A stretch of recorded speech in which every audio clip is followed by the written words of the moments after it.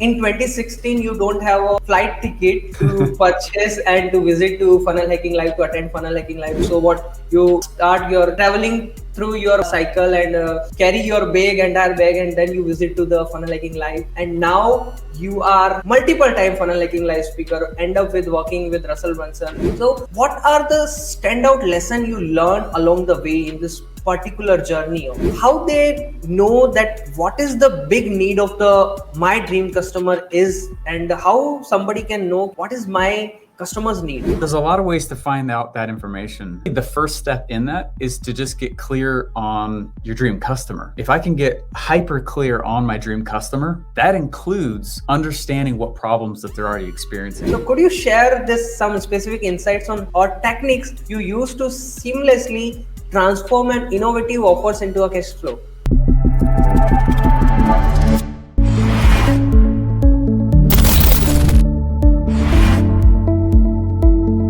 Hey guys, welcome to the Entrepreneurs Warrior Show. This is where we interview entrepreneurs, coaches, consultants who are expert in their niche.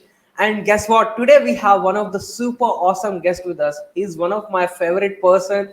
When I met with him in the first ever, second one funnel away challenge on January 2021. And from there, he literally changed the game for me. And the one thing that he shared in the one funnel away challenge is share your goal with the world, announce your goal with the world. And that one statement hit me hard, and I announced whatever the things I have to do.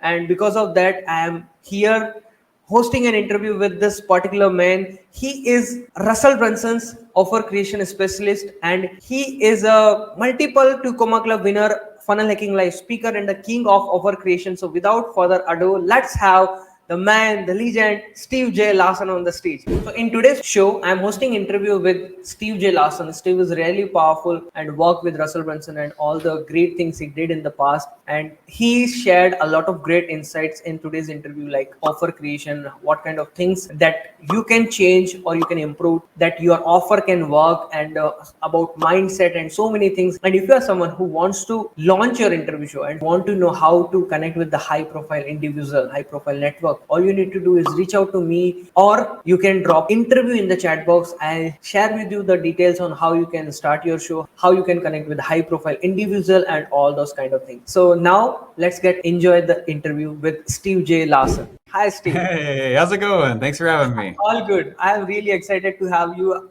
there today and super pumped up for this interview. Me too. This is great. Thank you.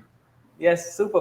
So this one question is always in my mind, how does this capitalist pig name comes in your mind? I search on internet, I didn't found what is the capitalist pig? What is the idea behind, what is the story behind this name? Yes, great question. The capitalist pig is something I started really after I left my job, and I started noticing where it really comes from is when I was in the Army. And funny enough, when I was in the Army, I was becoming an officer, and there was a whole semester where we had to study just these different historical battles. And at the end of this war, this guy sits back in his chair and he goes, "Oh, wow, you guys did a great job." He puts his hands up just like this. And he says, "You guys did a great job. You know, I've been doing this for a lot of years, but I've noticed that there's never been a war that has started because of rights. Because of social issues. Wars have always started because of rights violation." And I never knew the difference between a social issue and a right. And when I fast forward several years, was now working for Russell Brunson, I got to see how we were building brands for businesses. And brand building, the ones that really took off, was always tied to a social issue. The brand always was tied to a social issue. Sometimes you could tie the brand to a person and become the attractive character, but other times you could build this other brand around a social issue. And so I started looking around to see what the biggest social issues were in entrepreneurship, and chose to join the fight of capitalism versus socialism. And that's kind of how it happened, and build the brand around that.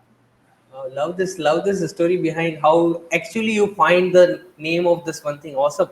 So as you are, whenever we open your funnel is your website, there is a one thing, offer to cash flow. So could you share some specific insights on or techniques you use to seamlessly transform an innovative offers into a cash flow? Turn an offer into cash flow. Yeah. Yeah, there's a lot to it. There's a lot Yes, to it. But really, what you're doing is to keep it very simple. Though, honestly, is you're building an offer for an audience that already has a need. I think that that's one of the fastest ways to cash flow an offer. I think one of the reasons I had so many challenges my first few years in entrepreneurship was I kept building offers that I really like. And the problem with that is that I'm not the one buying it. And so after a little while, my opinions really don't matter very much. And as long as whatever I'm selling is, I like the general idea, I like the running the business of it. Really, it's just up to the customer, and you got to get to know the customer like crazy. And so that sounds obvious, but I mean, probably the first 20 or 30 attempts that I put out, it really didn't go anywhere because I kept building things that I like. And so I think one of the easiest ways to sell an offer very fast is to find an existing need and sell towards the existing need rather than what I was doing was what most entrepreneurs do. You build a product and then you try to convince people why they need it. That's the wrong answer.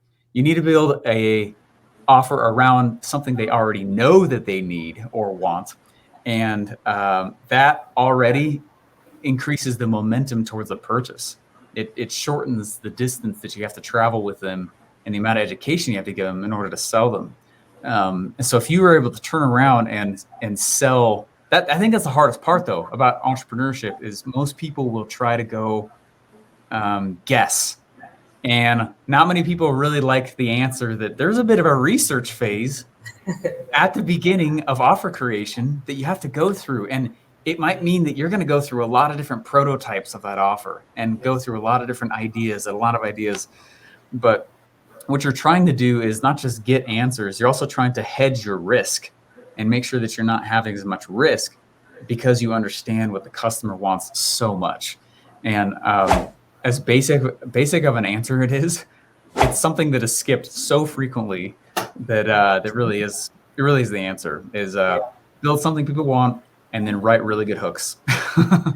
That's so true. Like I'm watching the one video before you joined Russell Brunson hook story offer, this kind of things.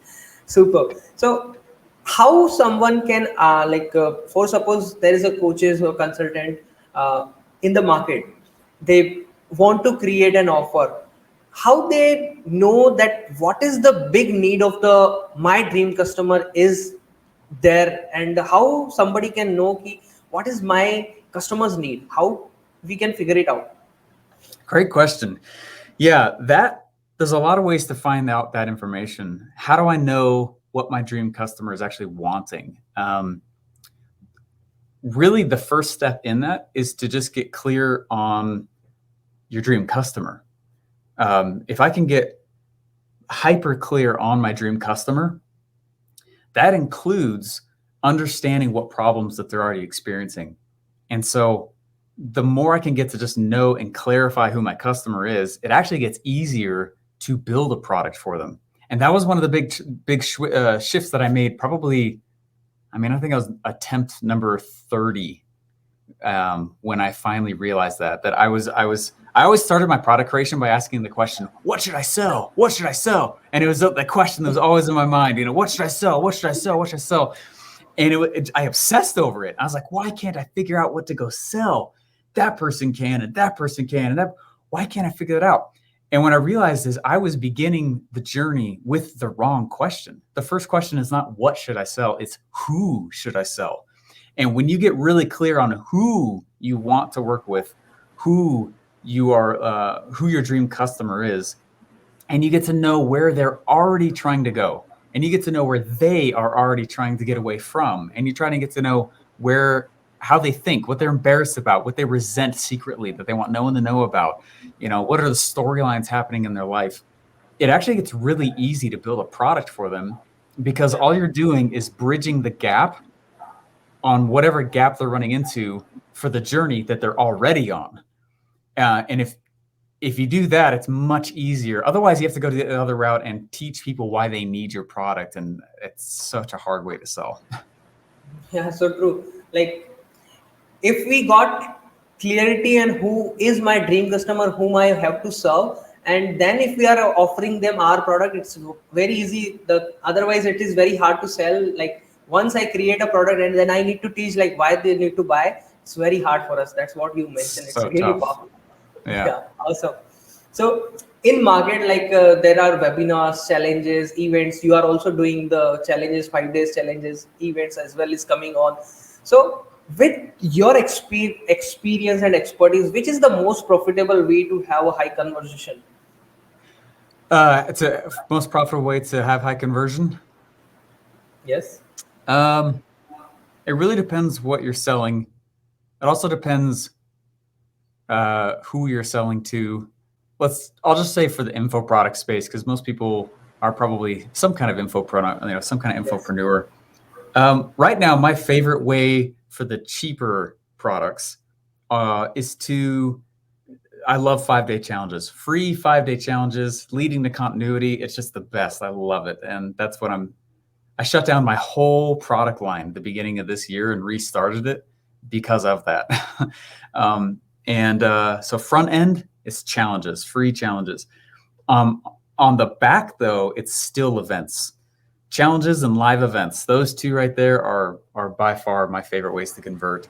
And then I'd say a third that's like a very close behind both of those is literally just a call funnel. Just a book a phone call funnel. Nailed it. And definitely the challenge funnel is something I also implemented, and it gave me a lot of great result. So Oh, great. definitely this is literally powerful thing. Yes. And when it comes to creating an offer, like you mentioned, we are not testing our offer, what is the market need, but there is some more thing is like people creating another every single time a new offer. Like if I also give you an example of mine, I every single month I come up with a new challenge and coming up with a new offer. Sometimes some offer works, sometimes some offer don't work. So what is the problem, or we can say the mistakes or problem, yeah, mistake problem we can say is we avoid to see that this offer can continue work and give us a great result? It's a great question. I'm no different. I have certain challenges that I do that work Yes. really well, and I have other challenges that don't work as much. And sometimes I find that it's, especially if I'm pitching the same offer and I'm like, how come it didn't work this time, but it worked last time? Usually it's a traffic issue.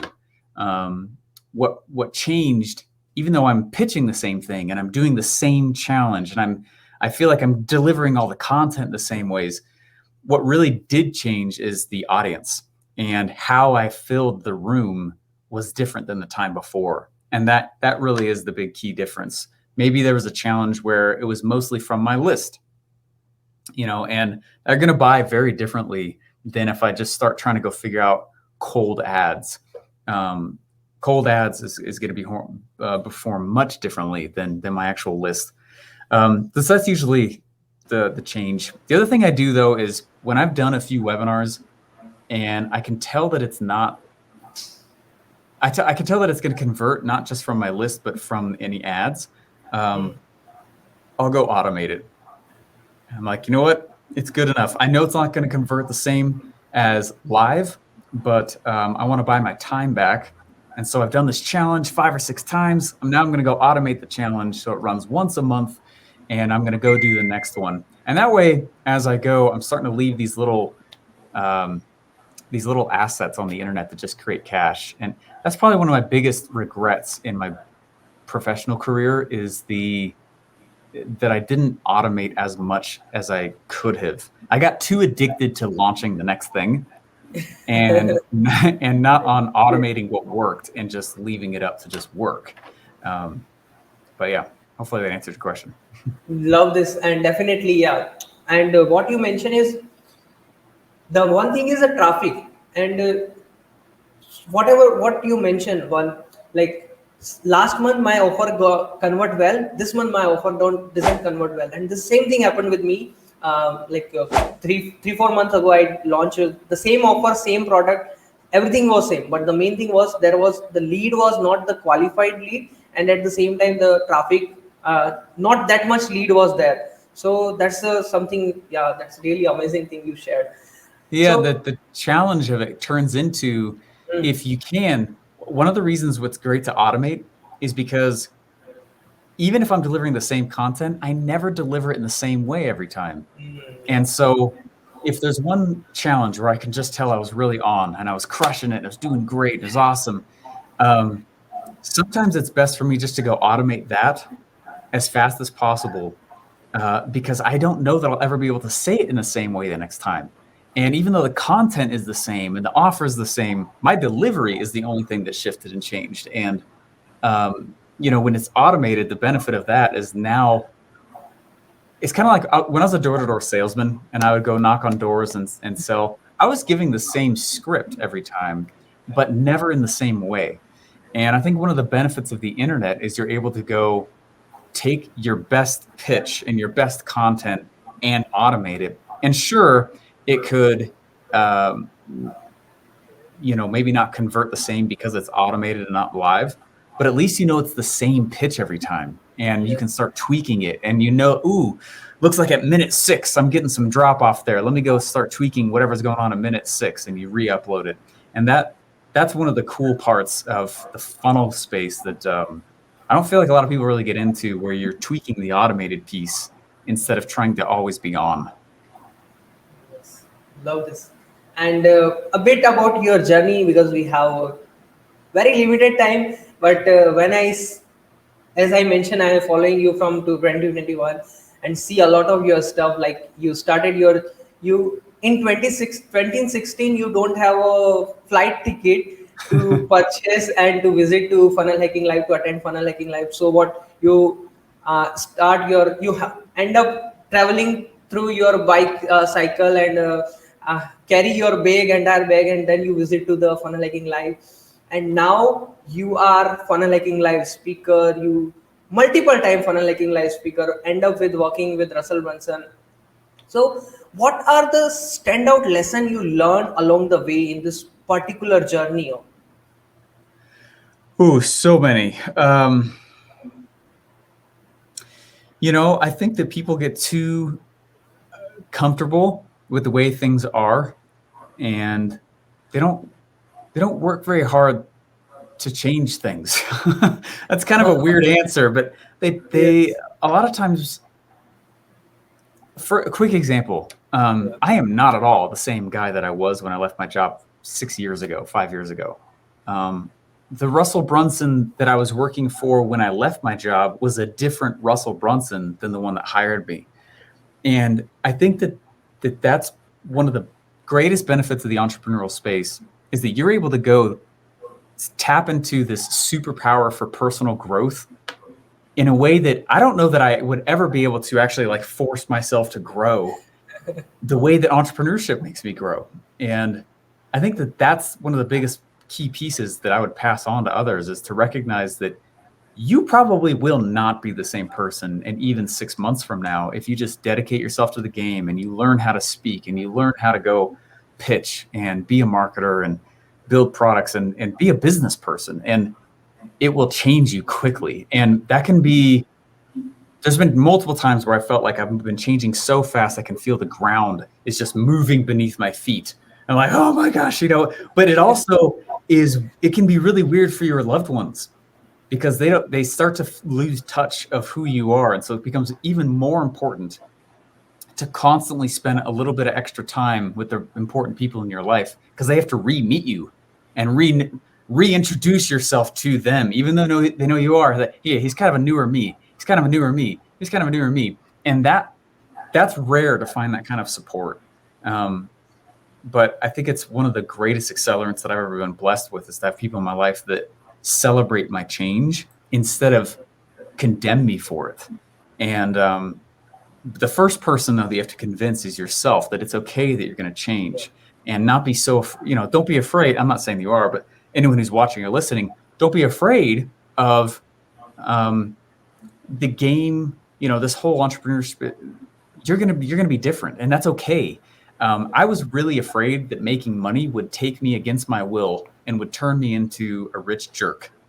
Yeah, I just thought I was going to become a rich snob, rich jerk. And so for years, I know that one of the other real reasons I was not successful is that I didn't, I don't know that I wanted to truly be successful because I was afraid of it.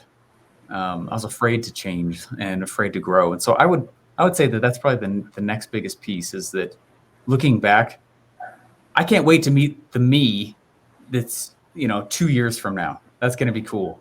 But if you're not comfortable with that, that's probably the first thing to kind of swallow is like, oh man, I'm not going to be the same dude in 6 months. Yes, that's what it takes. Like you have to grind yourself. You have to go through the grind phase, and that's how you are able to become a diamond.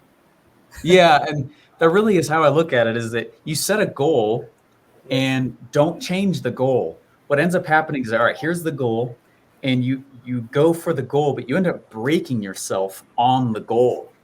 And then you grow and rebuild. The goal doesn't change, but you broke yourself on the goal and now you regrow, and you broke yourself on the goal and regrow and break yourself on the goal. And you keep doing that until you're strong enough to actually get the goal. And, but it can often come in the form of a challenge not working very well, or it can come in the form of, can you keep a routine every day? It'll come in the form of someone. I had 2 people just absolutely scream at me today, Okay. and tell me that I was, gonna go to hell and all this crazy stuff. And the 8 years ago me, that just destroyed my day. Oh no, someone didn't like me. Oh no, for shame. It's terrible. And I would just kind of like spin and spiral, and it was terrible. But now I just have fun with it. I'm like, whatever, they're having a bad day. I can't handle it. I mean, I can't try to change that for them. And that's my point but those are the tests. It's not always a test in revenue. In fact, it rarely is. It's a test in all the things that come your way and whether or not you react or you take the better way, which is to respond. Animals react. Human intelligent beings and adults respond, and being able to grow that way has been, I know it's a long answer, but that's definitely been one of the biggest pieces. Yes. And it's all just focus on the one step and don't give up on the things. Just focus with your goal. That's really awesome. And thank you so much, Steve, for being a part of the show. It's really glad to have you on the show. So you are also coming up with your event. So can you please share about it? Oh yeah, it's very nice of you. So I've done 20 live events now. So many events. And this will be my 21st. It's called Offer Launch. And Offer Launch is all about marketing. It's not about entrepreneurship. It's about the skill sets of marketing.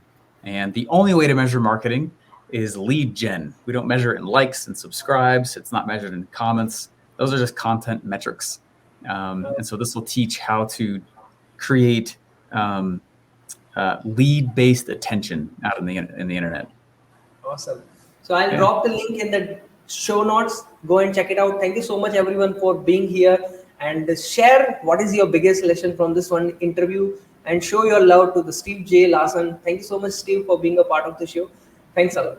I hope you enjoyed this particular interview show, and I hope you got a lot of bulb-on ideas, bulb-on nugget from this one interview with Steve J Larsen. And definitely, I am sure if you are here till this point, that means you are someone who wants to learn, who is here to grow. And if you think that I want to interview such a high-profile people, and if you think that I also want to grow my network, I also want to grow my audience with this level of people, all you need to do is just drop an interview in the chat box and reach out to me.